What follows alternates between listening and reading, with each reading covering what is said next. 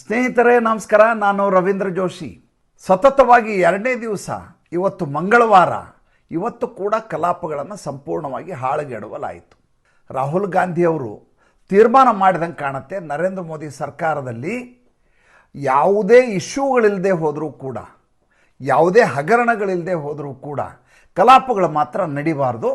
ನಾವು ಬಾವಿಗಿಳಿದು ಗಲಾಟೆ ಮಾಡಬೇಕು, ಸಭಾತ್ಯಾಗ ಮಾಡಬೇಕು, ಧಿಕ್ಕಾರ ಕೂಗಬೇಕು, ಘೋಷಣೆಗಳನ್ನು ಕೂಗಬೇಕು, ತನ್ಮೂಲಕ ಕಲಾಪಗಳಿಗೆ ಅಡ್ಡಿಯನ್ನು ಮಾಡಬೇಕು. ನಿನ್ನೆ ಸೋಮವಾರ ಕಲಾಪ ಆರಂಭ ಆಯಿತು. ಅದಕ್ಕಿಂತ ಮುಂಚೆ ನರೇಂದ್ರ ಮೋದಿ ಮಾತನಾಡ್ತಾ ಹೇಳ್ತಾರೆ, ಇದು ವಿಜಯೋತ್ಸವವನ್ನು ಆಚರಿಸುವ ಸಂದರ್ಭ. ಈ ಸರದ ಕಲಾಪ ಸಂಭ್ರಮದ ಕಲಾಪ. ಆಪರೇಷನ್ ಸಿಂಧೂರ್ನಲ್ಲಿ ನಾವು 100% ಯಶಸ್ವಿಯಾಗಿದ್ದೇವೆ. ನೀವು ವಿರೋಧ ಪಡಿಸುವ ವಿಚಾರದಲ್ಲಿ ವಿರೋಧವನ್ನು ವ್ಯಕ್ತಪಡಿಸಿ, ಆದರೆ ಅದು ಸಕಾರಾತ್ಮಕವಾಗಿರಲಿ, ಅನಗತ್ಯವಾಗಿ ಗೊಂದಲವನ್ನು ಮಾಡೋದು ಬೇಡ, ದೇಶವನ್ನು ಮುನ್ನಡೆಸುವಂಥ ವಿರೋಧ ಇರಲಿ ಅಂತ ಸಲಹೆಯನ್ನು ಕೊಟ್ಟರು, ಮನವಿಯನ್ನು ಮಾಡಿಕೊಂಡ್ರು ವಿಪಕ್ಷದವರಿಗೆ. ಆದರೆ ಅಷ್ಟೇ ಅಲ್ಲ, ಆಪರೇಷನ್ ಸಿಂಧೂರ್ ಕುರಿತು ಚರ್ಚೆಗೆ ಸರ್ಕಾರ ಸಿದ್ಧವಾಗಿತ್ತು ಕೂಡ. ಕಿರಣ್ ರಿಜಿಜು, ಓಂ ಪ್ರಕಾಶ್ ಬಿರ್ಲಾ, ಜಗದೀಪ್ ಧನ್ಖಡ್ ಇದ್ರ ಕುರಿತು ಚರ್ಚೆ ಮಾಡಲಿಕ್ಕೆ ಅವರು ಯಾವುದೇ ರೀತಿಯ ಅಭ್ಯಂತರ ಇರಲಿಲ್ಲ.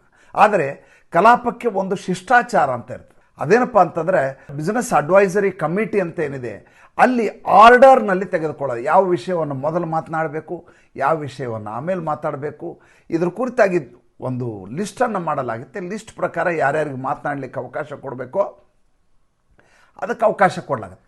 ಬಂದು ಕುಳಿತ ತಕ್ಷಣ ಶುರುವಾಯಿತು ಇವರ ಗಲಾಟೆ, ಬಂದು ಕುಳಿತ ತಕ್ಷಣ ಶುರುವಾಯಿತು ಘೇರಾವು, ಬಂದು ಕುಳಿತ ತಕ್ಷಣ ಕಿರುಚಾಟ, ಆರ್ಭಟ, ನೋಡಲಿಕ್ಕೆ ಸಾಧ್ಯ ಇರಲಾರದಂಥ ಸ್ಥಿತಿಯನ್ನು ನಿರ್ಮಾಣ ಮಾಡ್ತಾರೆ. ರಾಹುಲ್ ಗಾಂಧಿಯವರ ವರಸೆ ಏನು? ಡೊನಾಲ್ಡ್ ಟ್ರಂಪ್ ಹೇಳಿದ್ದಾರಲ್ಲ, ಅದ್ರ ಬಗ್ಗೆ ಏನಂತೀರಿ? ಅಲ್ರಿ, ಡೊನಾಲ್ಡ್ ಟ್ರಂಪ್ ಇವಾಗೇನು ಚಿಕ್ಕಪ್ಪ ಆಗಬೇಕಾ ದೊಡ್ಡಪ್ಪ ಆಗಬೇಕಾ? ನಮ್ಮ ದೇಶದ CDS ಸೇನೆಯ ಮುಖ್ಯಸ್ಥ ಹೇಳ್ತಾ ಇದ್ದಾರೆ ಆಪರೇಷನ್ ಸಿಂಧೂರ್ ಯಶಸ್ವಿಯಾಗಿದೆ ಅಂತ. ಅಷ್ಟೇ ಅಲ್ಲ, ಪಾಕಿಸ್ತಾನದ ಅಲ್ಲಿಯ ಗೃಹ ಸಚಿವ, ವಿದೇಶಾಂಗ ಸಚಿವ, ಪ್ರಧಾನಿ ಅವರೆಲ್ಲ ಹೇಳ್ತಾ ಇದ್ದಾರೆ, ನಮ್ಮ ಎಲ್ಲ ಆಸ್ತಿಗಳನ್ನು ಹಾಳುಗೆಡವಿದ್ದಾರೆ ನಮ್ಮ ಸೇನೆ ವ್ಯವಸ್ಥೆಯನ್ನು ಅಂತ ಅವರು ಹೇಳ್ತಾ ಇದ್ದಾರೆ. ಉಪಗ್ರಹದ ಚಿತ್ರಗಳ ತಜ್ಞ ಸೈಮನ್ ಹೇಳಿಕೆಯನ್ನು ಕೊಡ್ತಾನೆ, ನಮ್ಮ ಪಾಕಿಸ್ತಾನದ ಪರಮಾಣು ಇದರ ಮೇಲೆ ದಾಳಿಯಾಗಿದೆ ಅಂತ. ಅದು ಯಾವ ಮಾತನ್ನು ಈತ ನಂಬೋದಿಲ್ಲ. 5 ವಿಮಾನ ಬಿದ್ದಿದ್ದಾವಂತೆ, ಅದರ ಬಗ್ಗೆ ಸ್ಪಷ್ಟೀಕರಣ ಕೊಡಿ. 5 ವಿಮಾನ ಬಿದ್ದಿರೋದು ಪಾಕಿಸ್ತಾನದ್ದು ಅಂತ ಪಾಕಿಸ್ತಾನದವರೇ ಹೇಳಿದ್ದಾರೆ. ಬಿದ್ದಿರೋ ವಿಮಾನ ಯಾವ ದೇಶದ್ದು ಅಂತ ಡೊನಾಲ್ಡ್ ಟ್ರಂಪ್ ಹೇಳಿಲ್ಲ. ಡೊನಾಲ್ಡ್ ಟ್ರಂಪ್ ಎಲ್ಲೋ ಕಟ್ಟೆ ಮೇಲೆ ಕೂತ್ಕೊಂಡು ಮಾತಾಡಿದ್ದಕ್ಕೆ ನಮ್ಮ ಸಂಸತ್ನಲ್ಲಿ ಸಮಯ ಕೊಟ್ಟು ಚರ್ಚೆ ಮಾಡಲಿಕ್ಕೆ ಆಗೋದಿಲ್ಲ. ಎರಡನೇದಾಗಿ, ಯುದ್ಧದಂಥ ಬಹಳ ನಿಗೂಢವಾದಂಥ ರಹಸ್ಯವಾದಂಥ ವಿಚಾರಗಳ ಕುರಿತು ಸಾರ್ವಜನಿಕವಾಗಿ ಹೀಗೆ ಸಂಸತ್ತಿನಲ್ಲಿ ಮಾತನಾಡಬಾರದು. ಏಕೆಂದರೆ ಶತ್ರು ರಾಷ್ಟ್ರಗಳು ಅದನ್ನು ಕಿವಿಗೊಟ್ಟು ಕೇಳ್ತಾ ಇರ್ತವೆ, ಏನು ನಡೀತಾ ಇದೆ ಈ ದೇಶದಲ್ಲಿ ಅಂತ. ಇದರ ಕನಿಷ್ಠ ಪರಿಜ್ಞಾನವೂ ರಾಹುಲ್ ಗಾಂಧಿ ಮತ್ತೊಬ್ಬರ ಪಟಾಲಂಗೆ ಇಲ್ಲಲ್ಲ ಅಂತ ನನಗೆ ಭಾಳ ಆಶ್ಚರ್ಯ ಆಗುತ್ತೆ. ಎರಡನೇ ದಿವಸ ಇವತ್ತು, ಎರಡನೇ ದಿವಸ ಕೂಡ ಇದೇ ರೀತಿಯಾದಂಥ ದೊಂಬರಾಟವನ್ನು ಇವರು ಮಾಡ್ಕೊಂಡು ಹೋಗ್ತಾರೆ. ಈ ಸಲ ಅಖಿಲೇಶ್ ಯಾದವ್ನಿಂದ ಹಿಡಿದು ಉಳಿದವರೆಲ್ಲ ಸೇರ್ಕೋತಾರೆ. ಸಂಸತ್ತಿನ ಮಕರ ದ್ವಾರದ ಬಳಿ ಬಂದು ಇವರ ಪ್ರತಿಭಟನೆ. ಇದರ ಜೊತೆ ಇನ್ನೊಂದು ವಿಷಯ ಸೇರಿಸ್ಕೋತಾರೆ. ಏನಂತ? ಬಿಹಾರದಲ್ಲಿ ನಡೀತಾ ಇರುವಂಥ ಮತದಾರರ ಪರಿಷ್ಕರಣೆಯನ್ನು ಕೈಬಿಡಬೇಕು, ಅದರ ಕುರಿತು ಚರ್ಚೆ ಆಗಬೇಕು. ಅಲ್ಲ ಸ್ವಾಮಿ, ನೀವು ಸಂಸತ್ ಸದಸ್ಯರು, ಸಂವಿಧಾನದತ್ತವಾಗಿ ಚುನಾಯಿತರಾದಂಥವರು, ನೀವು ಹೇಗೆ ಸಂವಿಧಾನವನ್ನು ನಂಬ್ಕೊಂಡಿದ್ದೀರಿ ಅಂತ ಹೇಳ್ತಿರೋ, ಇದೇ ಸಂವಿಧಾನದ ಅಡಿ ಬರುವಂಥ ಕಾನೂನು ನ್ಯಾಯಾಂಗದಲ್ಲಿ ಕೇಸ್ ಹಾಕಿದ್ದೀರಿ. ಅಲ್ಲಿ ಪ್ರಕರಣ ನಡೀತಾ ಇದೆ, ವಿಚಾರಣೆ ನಡೀತಾ ಇದೆ.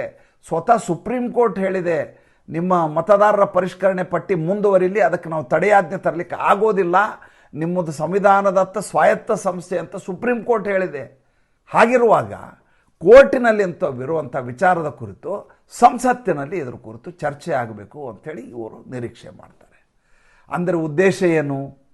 ಉದ್ದೇಶ ನರೇಂದ್ರ ಮೋದಿ ಸರ್ಕಾರದಲ್ಲಿ ಯಾವುದೇ ಕಲಾಪಗಳು ಸರಿಯಾಗಿ ನಡಿಬಾರ್ದು, ಇಷ್ಟೇ ಇರೋದಿಲ್ಲ ಇವರು. ಇದ್ರ ಜೊತೆ ಇನ್ನೊಂದು ಸೇರ್ಕೋತು. ಅದೇನಪ್ಪ ಅಂತಂದರೆ, ಸ್ವತಃ ನರೇಂದ್ರ ಮೋದಿ ಸಂಸತ್ತಿಗೆ ಬಂದು ಉತ್ತರವನ್ನು ಕೊಡಲಿ. ನೋಡಿ ಹೆಂಗಿದೆ, ನೀವು ನೆನಪು ಮಾಡ್ಕೊಳ್ಳಿ, ಮಣಿಪುರದಲ್ಲಿ ನಡೆದಂಥ ಗಲಭೆಯ ಸಂದರ್ಭದಲ್ಲಿಯೂ ಕೂಡ ರಾಹುಲ್ ಗಾಂಧಿ ಇದೇ ರೀತಿ ಬೇಡಿಕೆಯನ್ನಿಟ್ಟಿದ್ರು. ಗೃಹ ಸಚಿವನಾಗಿ ನಾನು ಹೇಳ್ತೀನಿ ಅಂತ ಅಮಿತ್ ಶಾ ಹೇಳ್ತಾರೆ, ಅವ್ರ ಮಾತಿಗೆ ಇವ್ರ ತಯಾರಿ ಇಲ್ಲ, ಮೋದಿಯವರೇ ಬಂದು ಉತ್ತರ ಹೇಳಿ ಅಂತಾರೆ. ಅಲ್ಲಿ ರೈತರ ಹೋರಾಟ ನಡೀತಾ ಇರುತ್ತೆ. ರೈತರ ಹೋರಾಟಕ್ಕೆ ಸಂಬಂಧಪಟ್ಟ ಹಾಗೆ ಕೃಷಿ ಸಚಿವ ಬಂದು ಮಾತಾಡ್ತೀನಿ ಅಂತ ಹೇಳ್ತಾರೆ. ಇಲ್ಲ ನರೇಂದ್ರ ಮೋದಿ ಬಂದು ಉತ್ತರ ಕೊಡಬೇಕು ಅಂತಾರೆ. ಅಂದರೆ ಇಕ್ಕಳದಲ್ಲಿ ಸಿಲುಕಿಸುವಂಥ ಒಂದು ಕುತಂತ್ರಗಾರಿಕೆಯನ್ನು ರಾಹುಲ್ ಗಾಂಧಿ ನಿರಂತರವಾಗಿ ಮಾಡ್ತಾ ಬರ್ತಾ ಇದ್ದಾರೆ. ಇದಕ್ಕೆ ಕಾರಣ ಏನು? ಕಾರಣ ಏನಪ್ಪ ಅಂದ್ರೆ ಆತನ ಹತಾಶೆ. ನಾನು 5ನೇ ಪೀಳಿಗೆ, ನಮ್ಮ ತಾತನಿಂದ ಹಿಡಿದು ಮುತ್ತಾತನಿಂದ ಹಿಡಿದು ಎಲ್ಲ ರಾಜಕಾರಣ ಮಾಡ್ಕೊಂಬಂದವರು, ಅವರೆಲ್ಲ ಪ್ರಧಾನಮಂತ್ರಿಯಾಗಿದ್ದಾರೆ. ನಾನು ಪ್ರಧಾನಮಂತ್ರಿ ಆಗಬೇಕು, ನನ್ನ ಕುರ್ಚಿಯ ಮೇಲೆ ನೀವು ಯಾಕೆ ಕೂತೀರಿ ಅನ್ನೋದೊಂದೇ ಆತನ ಪ್ರಶ್ನೆ. ಎಂಥ ದುರಂತ ಸ್ಥಿತಿ ನೋಡಿ. ಇದನ್ನು ನಂಬಿಕೊಂಡು ಕಾಂಗ್ರೆಸ್ಸಿನವರು ಅವ್ರ ಹಿಂದೆ ಬಾಲ್ ಬಡಿತಾ ಬಂದು ಹಿಂದ್ಗಡೆ ನಿಂತ್ಕೋತಾರೆ ಅಂತಂದರೆ ಇದಕ್ಕಿಂತ ನಾಚಿಕೆಗೆಡ್ಡಂಥ ವಿಚಾರ ಏನಿದೆ ದಯವಿಟ್ಟು ನನಗೆ ಹೇಳಿ.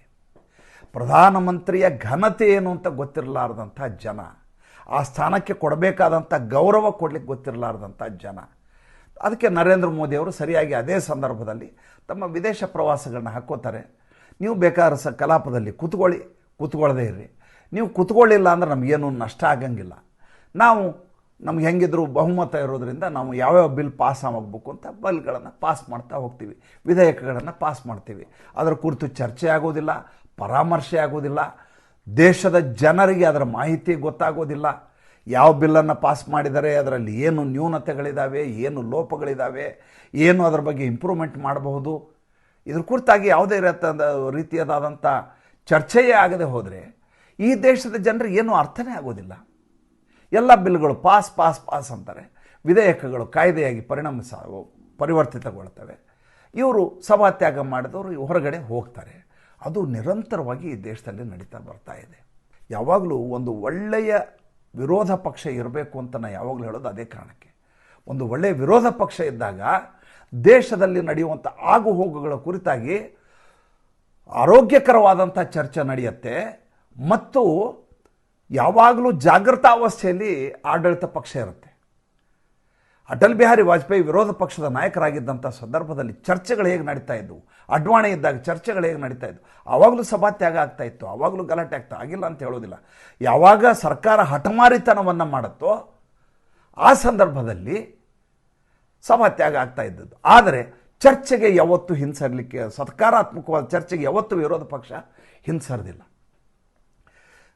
ಪ್ರಧಾನಮಂತ್ರಿ ಘನತೆ ಗೊತ್ತಿರಲಾರ್ದಂತೆ ಅವ್ರಿಗೇನಾಗಿದೆ, 10 ವರ್ಷಗಳ ಕಾಲ ಮನಮೋಹನ್ ಸಿಂಗ್ ಅಂತ ವ್ಯಕ್ತಿ ಪ್ರಧಾನಮಂತ್ರಿಯಾಗಿ ಅದರ ಬೆಲೆಯೇ ಇಲ್ಲ, ಈತೊಬ್ಬ ಬೆದರು ಬೊಂಬೆ ಅನ್ನುವ ರೀತಿಯಲ್ಲಿ ರಾಹುಲ್ ಗಾಂಧಿ, ಸೋನಿಯಾ ಗಾಂಧಿ ನೋಡ್ಕೊಂಬಂದ್ಬಿಟ್ಟಿದ್ದಾರೆ.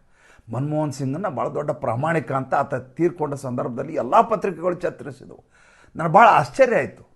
ಅಲ್ಲ ರೀ, ಒಬ್ಬ ವ್ಯಕ್ತಿ ತಾನು ಪಾಲ್ಗೊಳ್ಳಬೇಕಾದ ಕಾರ್ಯಕ್ರಮವನ್ನು ಸೋನಿಯಾ ಗಾಂಧಿ ಪಾಲ್ಗೊಳ್ತಾ ಇದ್ದಾರೆ, ತಾನು ಅಡ್ರೆಸ್ ಮಾಡಬೇಕಾದಂಥ ಸಭೆಯಲ್ಲಿ ಬೇರೆ ರಾಷ್ಟ್ರದ ರಾಷ್ಟ್ರಪತಿಗಳು ಬಂದಾಗ ಸೋನಿಯಾ ಗಾಂಧಿ ಜೊತೆ ಸಂವಾದ ನಡೆಸ್ತಾರೆ.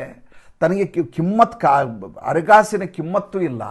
ಹಾಗೆ ಯಾರಾದರೂ ಒಬ್ಬ ವ್ಯಕ್ತಿ ನಿರಭಿಮಾನಿಯಾಗಿ ತನ್ನ ಸ್ವಾಭಿಮಾನವನ್ನು ಬಿಟ್ಟುಕೊಂಡು ಯಾವುದಾದ್ರೂ ಒಬ್ಬ ವ್ಯಕ್ತಿ ಇರ್ಲಿಕ್ಕೆ ಸಾಧ್ಯನಾ? ಮನಮೋಹನ್ ಸಿಂಗ್ ಅವರು ಪ್ರತಿ ದಿವಸ ಸೋನಿಯಾ ಗಾಂಧಿಗೆ ರಿಪೋರ್ಟ್ ಮಾಡೋದನ್ನೇ ತನ್ನ ಕೆಲಸ ಅನ್ಕೊಂಡ್ಬಿಟ್ಟಿದ್ರು. ಅದು ಭಾಳ ದೊಡ್ಡ ದುರಂತ.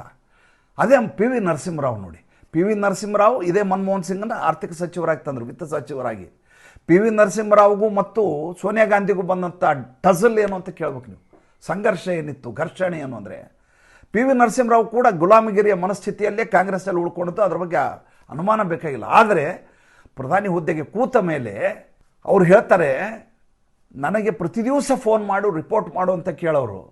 ನಾವು ಫೋನ್ ಮಾಡಿದಾಗ ಫೋನನ್ನೇ ತೊಗೋತಿರಲ್ಲ, 10 ನಿಮಿಷ 15 ನಿಮಿಷ ಕಾಯಿಸಿ ಆದಮೇಲೆ ಫೋನಲ್ಲಿ ಬಂದು ಏನು ನಡೀತೋ ಅದಾಗಿ ಮಾಡಬೇಡಿ, ಇದು ಹೀಗೆ ಮಾಡಿ ಅಂತ ಆರ್ಡ್ರ್ಗಳನ್ನು ಮಾಡೋರು. ಈ ರೀತಿಯಾಗಿ ಫೋನ್ ಮಾಡಿ ಇವ್ರು ಹೇಳ್ದಂಗೆ ಕೇಳಿಕೊಂಡು ಪ್ರಧಾನಮಂತ್ರಿ ಹುದ್ದೆಯಲ್ಲಿ ಮುಂದುವರಿಬಾರ್ದು.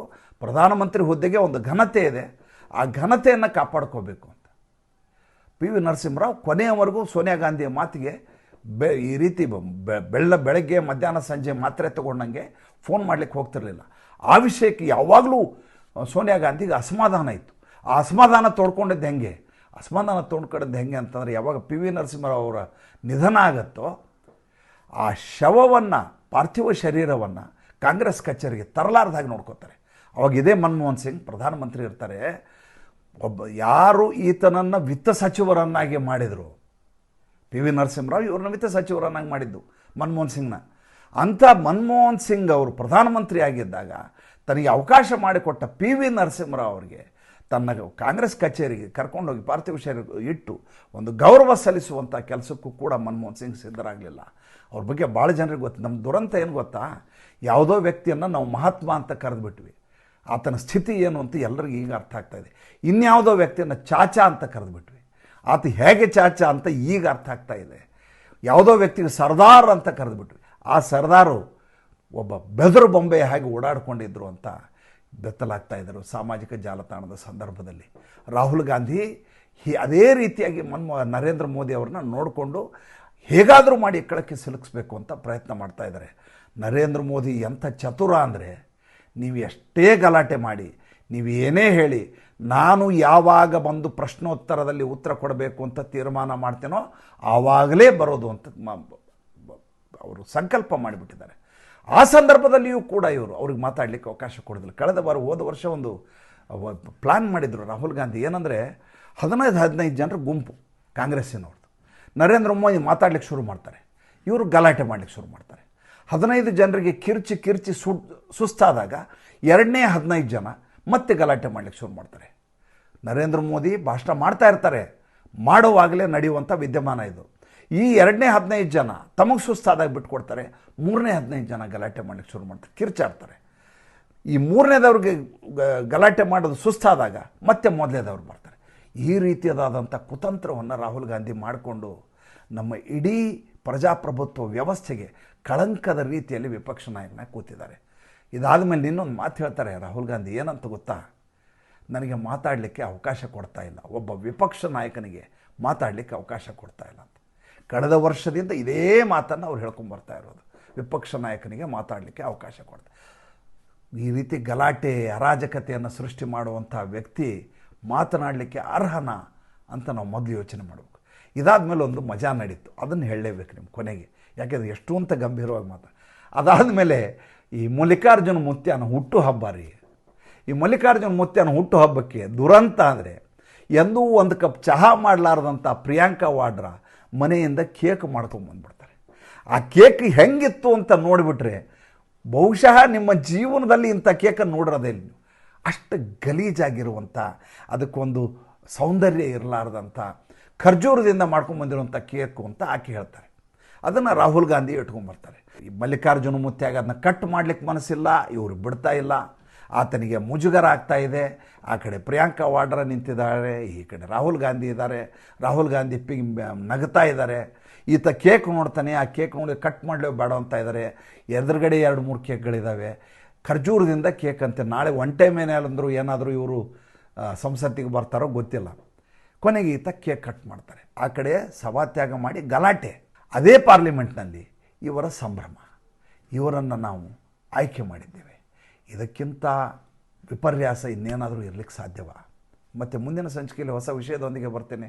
ಸಂಚಿಕೆ ಇಷ್ಟ ಆಗಿದರೆ ಲೈಕ್ ಮಾಡಿ, ಫಾಲೋ ಮಾಡಿ, ಶೇರ್ ಮಾಡಿ. ದಯವಿಟ್ಟು ನಮ್ಮ ಮುಕ್ತ ಪತ್ರಿಕೋದ್ಯಮಕ್ಕೆ ಆರ್ಥಿಕವಾಗಿ ಬೆಂಗಾವಲಾಗಿ ನಮಸ್ಕಾರ.